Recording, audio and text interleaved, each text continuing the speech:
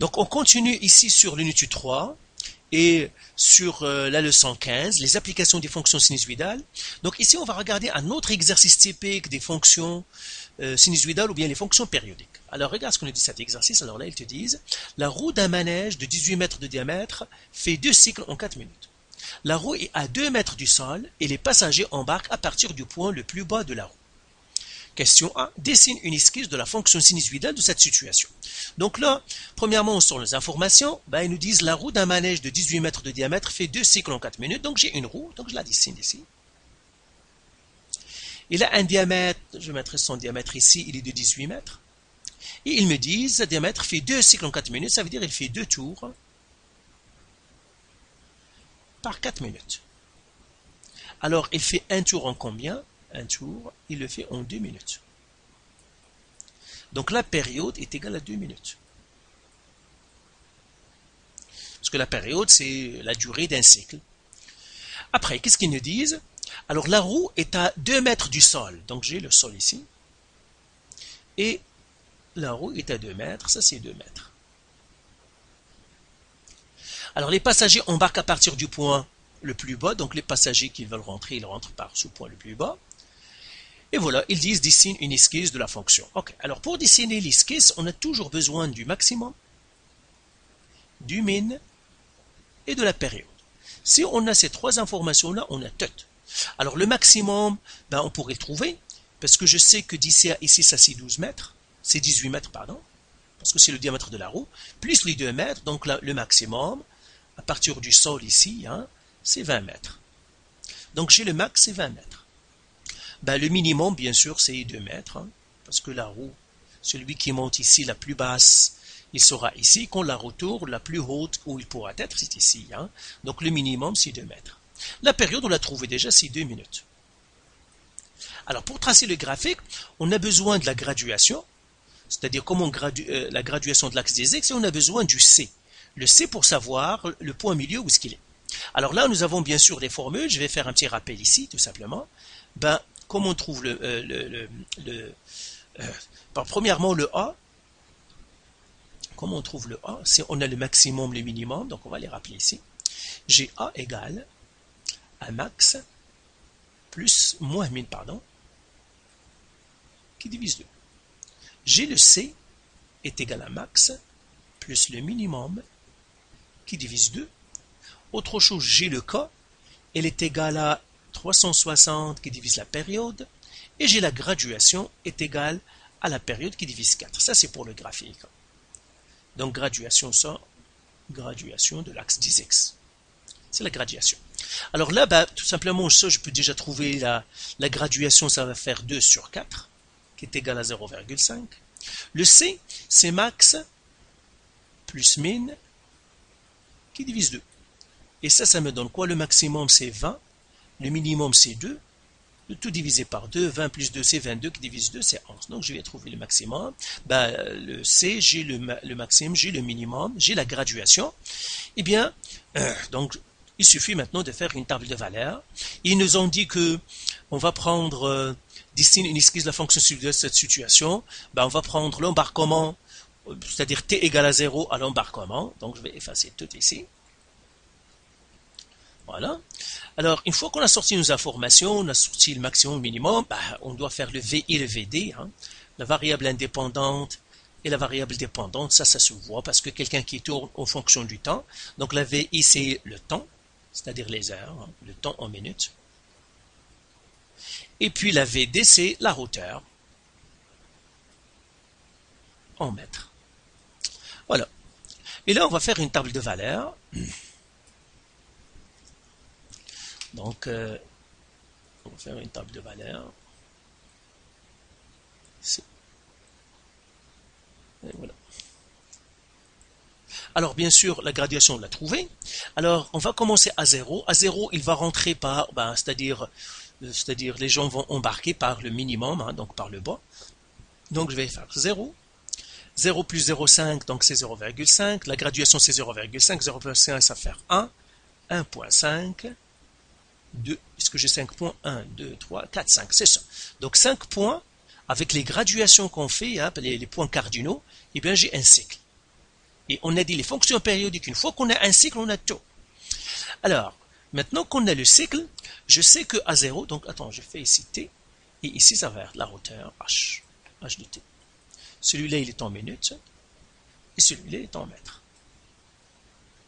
Alors là, il va rentrer par le minimum, donc j'aurai ici min. Mais quand je regarde les fonctions périodiques, ou bien les fonctions sinusoïdales, ben c'est une série de maximum-minimum séparés par des C. Par exemple, si je regarde une fonction sinusoïdale, elle est comme ça. Ici, je regarde, ça c'est le C. Et c'est un maximum suivi de C, minimum, C, maximum, C, minimum, etc. Donc c'est max, c'est des max, C, min, C, max, C, min, ça veut dire des maximum ou des minimums séparés par des C, ou bien des minimums maximum séparés par des C. Donc puisque j'ai ici minimum, eh bien ce qui va suivre le minimum, eh bien ça va suivre C. Ce qui va suivre C, une fois qu'on j'ai déjà le minimum, c'est un max. Après max C, après C c'est min, etc. Alors là, je peux remplir mon tableau. À 0, le minimum c'était 2 mètres. C c'était 11 mètres. Le maximum c'est 20 mètres. C c'est 11 mètres. Minimum c'est 2 mètres. Et bien voilà, donc j'ai fait ma table valeur. Là, tout simplement, je vais graduer. Donc là, je vais faire 1, 2, 3, 4. Ah, c'est pas des 1 et 2, donc c'est des 0.5. Donc c'est ça ce que je vais faire. Je vais faire ça, c'est 0.5. 1, 1.5, 2, 2.5, 3, 3.5, 4, etc. 4.5, 5 ici, 5.5, etc.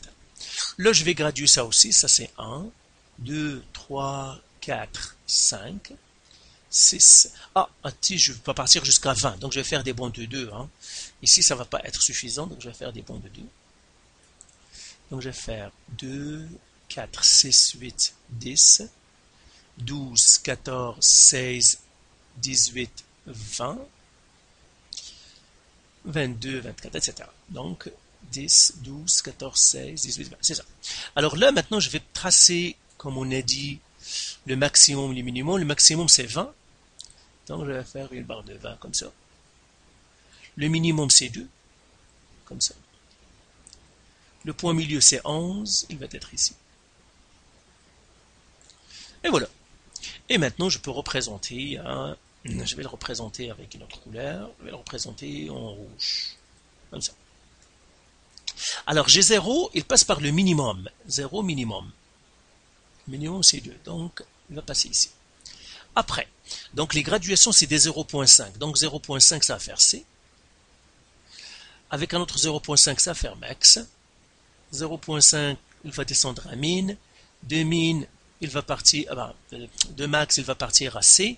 De C, il va partir à min. De min, il doit partir à C.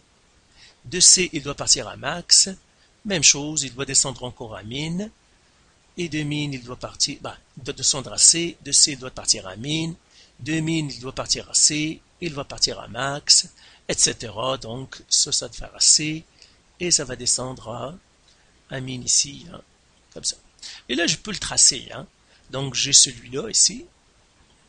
Donc, voilà. Et puis, ici, qui va descendre ici, comme ça, comme ça, comme ça, comme ça, comme ça. Ah, lui, il n'est pas bon. Et lui, il n'est pas bon, je l'ai raté. C'est à 4.5. C'est ici. Lui aussi, je l'ai raté. Il est là. Lui aussi, je l'ai raté. Il est là. Etc. Donc, et ça pourrait continuer, etc., etc. Donc voilà, j'ai fait une esquisse, dessine une esquisse. Généralement, quand on dit une esquisse, tu peux le représenter sur 2 cycles. Ici, j'ai fait combien de cycles? J'ai un cycle, 2 cycles, et puis la moitié d'un autre cycle. Voilà. À quelle heure se trouve un passager de la roue après 95 secondes? Alors, là, donc je vais effacer, je laisse le maximum, le minimum. Donc, tout ça, je l'efface. Je laisse tout simplement ça, ici. Ça aussi, je peux l'effacer. au fond, ici, dans la question B,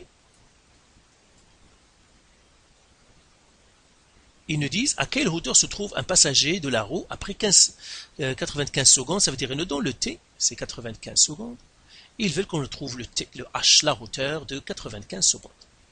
Première chose, je dois convertir le 95 secondes en minutes, et bien tout simplement je fais 95 qui divise 60, ça va me donner les minutes. Je peux les laisser comme ça pour l'instant. Et là, pour que je trouve ça, ben, je peux regarder ce que je l'ai dans le graphique, 95 secondes. Si je le fais, c'est... Alors, attends, je vais faire la calculatrice pour voir combien. Alors, 95 qui divise 60, ça fait 1,58. 1,58, 3 périodiques. 1,58, il n'est pas dans mon graphique. Donc, je dois aller chercher l'équation. Et comment je cherche l'équation? Pour chercher l'équation, je dois trouver le A, le K, le D et le C. Alors le A, c'est le max plus moins min qui divise 2. Donc c'est max moins min qui divise 2. Ça fait 20 moins 2 sur 2. Alors ça fait 9. Le K, c'est 360 qui divise la période, qui va me donner 360 qui divise 0,5. Pardon, qui divise 2, parce que la période c'est 2, qui va faire 180. Et puis le D, on va en parler tout à l'heure. Le C, je l'ai déjà trouvé, le H. Maintenant, le D. Le D, ça dépend de ce que je veux choisir. Est-ce que je veux choisir le sinus ou est-ce que je veux choisir le cosinus? Alors, je vais effacer ici.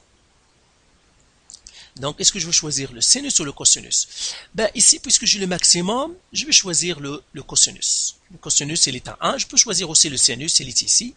Mais, encore une fois, pour un rappel, pour D, je le mettrai ici, ça dépend. Si je choisis le cosinus, le D, ça va être le maximum, je regarde 100x. Ça, c'est le D. Si je choisis le sinus, encore une fois, je regarde le point d'inflexion. Ça, c'est C, et c'est ça le H. Ben, moi, je vois ici le maximum, c'est 1, je vais choisir le maximum, je vais choisir cosinus. Donc, j'ai fait cos, C, et j'écris D est égal à combien? Est égal à 1, mais ça, c'est cos. Là, j'écris la règle maintenant, H de T est égal à, c'est combien? A, c'est 9. Cosinus. K, c'est 180.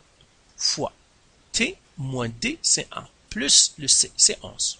Et bien voilà, j'ai trouvé la règle, ou bien l'équation. Maintenant, il suffit que je remplace, et je fais le calcul. Alors, pour que je remplace, il suffit que je fasse H de T, ou bien H de 95 secondes, elle est égale à 9, cosinus 180 fois 1,58 3 périodiques, moins 1, plus 11.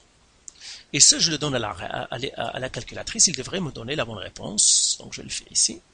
Je vais faire 9 fois cosinus, parenthèse, 180 fois, donc 1,58 moins 1, ça va faire fois 0,58. Je mettrai quelques 3 ici à périodique, ça veut dire faire plusieurs 3 plus 11.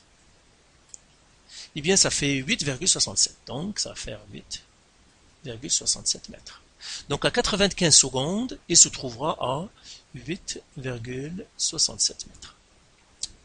À quel moment le passager est à 18 mètres pour la première fois? Alors là, je fais ça. Alors là, je laisse tout simplement l'équation parce que j'en aurai besoin. Donc, ça, je l'efface. Ça aussi, je l'efface.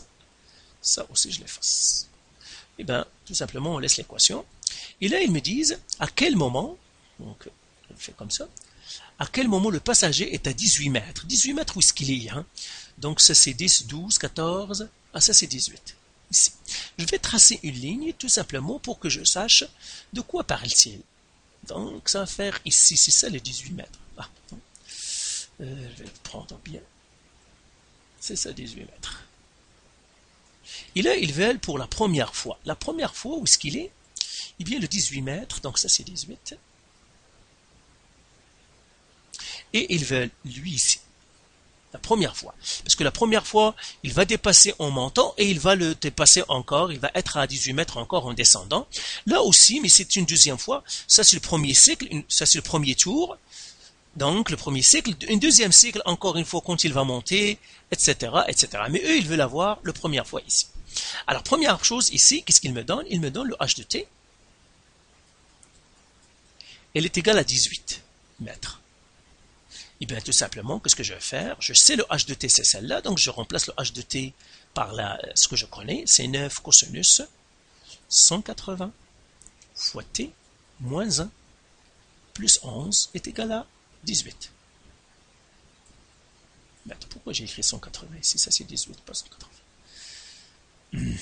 Ça c'est 18 mètres. Là, j'isole la variable. Tout simplement, j'isole le t. Je fais moins 11. Ça va faire 9 cosinus 180 fois t moins 1 égale 18 moins 11, c'est 7. Je divise par 9. Et puis je continue ici. Ça va faire cosinus 180 fois t moins 1 égale à 7 sur 9. Et là, je dois me débarrasser du cosinus. J'ai cosinus quelque chose égale à 7 sur 9. Et bien, qu'est-ce que je dois faire? Je dois faire cosinus moins 1. Donc, je fais cosinus moins 1 de 7 sur 9. Alors, cosinus moins 1, et ça, je l'appellerai θ 1, comme ça. Alors, calculatrice, et on va voir, donc, cosinus moins 1, donc à cos, parenthèse, 7 qui divise 9. 38,94. 38,94 degrés. C'est ça. Alors ici, encore une fois, le cosinus, comme le sinus, sont des angles ambigus, sont en fait, des rapports trigonométriques ambigus, comme on l'avait dit. C'est comme, encore une fois, le x au carré est égal à 4. X au carré est égal à 4, c'est ambigu. Si on te demande quel est le x qui me donne x au carré est égal à 4, c'est ambigu. Parce qu'il n'y a pas un seul, il y a deux, il y a moins 2. C'est ambigu, c'est pour ça qu'on fait plus ou moins. Même chose ici pour le cosinus. Et on va faire un petit rappel ici. Comme ça. Alors, si j'ai cosinus, en fait, j'ai deux angles. J'ai θ1 qui sera donné par la calculatrice, en faisant le cos moins 1, calculatrice. Et puis j'ai le θ2, c'est 360 moins θ1. Et pour le sinus, θ1, lui aussi, c'est la calculatrice. Et puis le θ2, c'est 180 moins le θ1. Donc la différence entre les deux, c'est 360, l'autre c'est 180. Donc là, j'ai trouvé le θ1, donc je vais l'écrire ici. θ1 égale à... mettre ici. Je vais effacer, parce que quand même, ça y est, tout ce, j'en ai plus besoin. Et j'écris, qu'est-ce que j'ai trouvé? J'ai θ1 égale à 38,94 et θ2, je dois faire 360 parce que c'est un cosinus moins 38,94 égale. Et puis la calculatrice, qu'est-ce qu'elle va me donner?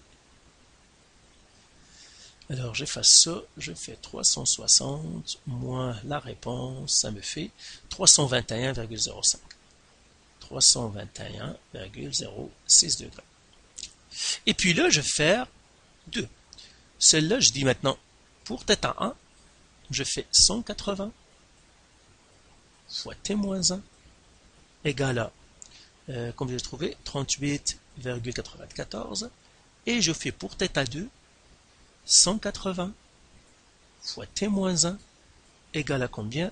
321,06. Donc j'ai 2. Alors je vais isoler la variable pour les deux θ.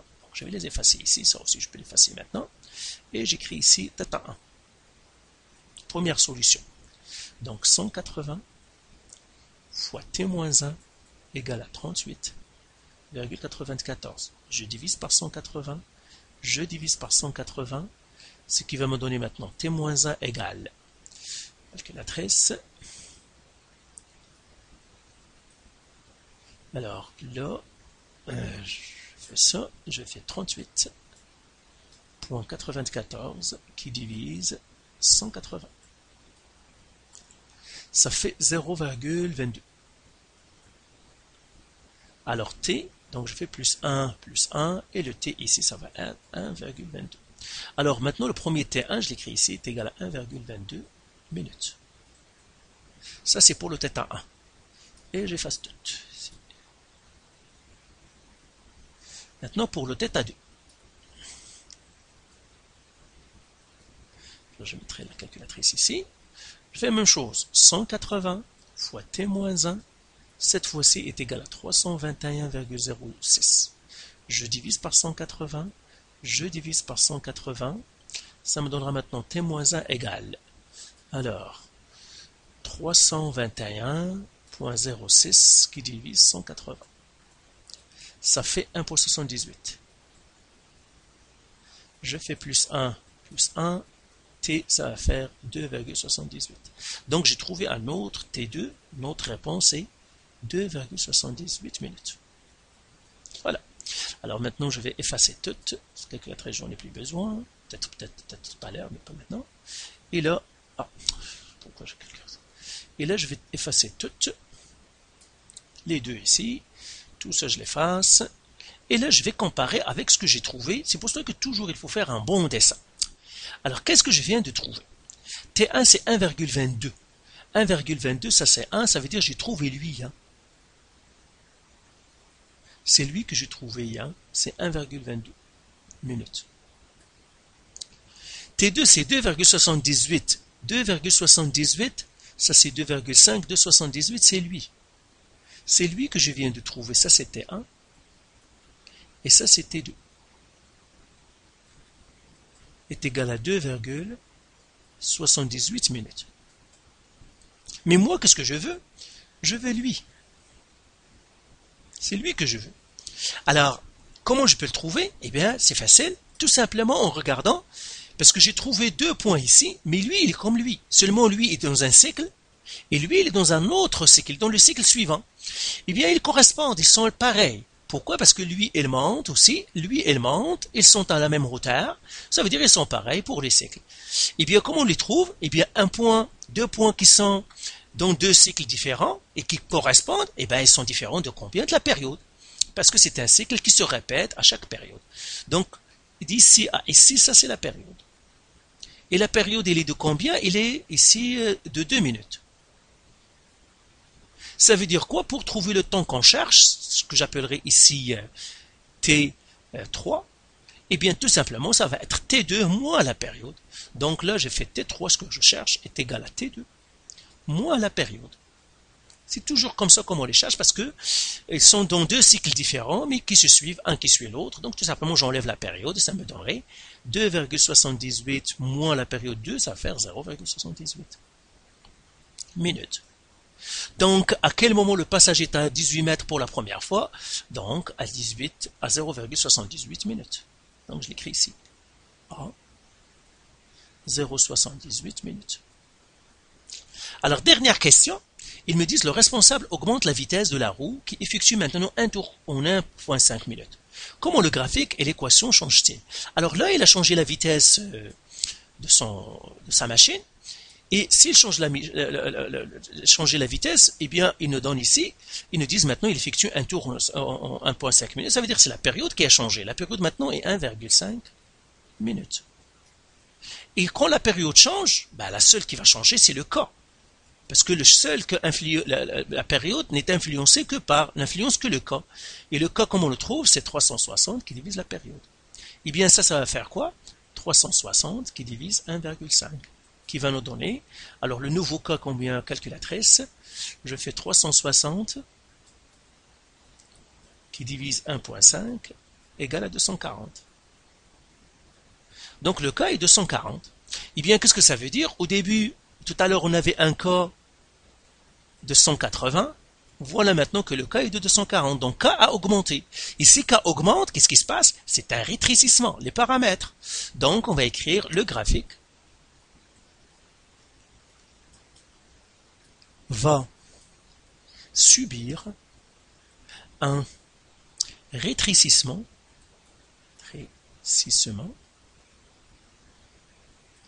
horizontal puisque K a augmenté. Puisque K a augmenté. Il n'y a pas d'accès ici. C'est le verbe avoir. A augmenté.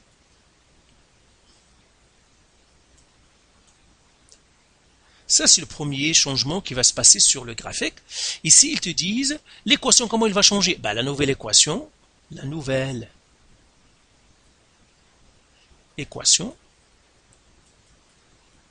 sera, et là je l'écris, h de t est égal à 9, c'était la même chose. On avait choisi cosinus, 240 maintenant au lieu de 180, t-1 plus 11. Voilà ce qui va se passer. Donc voilà pour cet exercice. Donc là, on a fini cette partie-là. Donc on a fini la leçon 15. Donc là, on va commencer l'unité 4 et comme ça, tu auras terminé ton cours. Allez, voilà. Bye.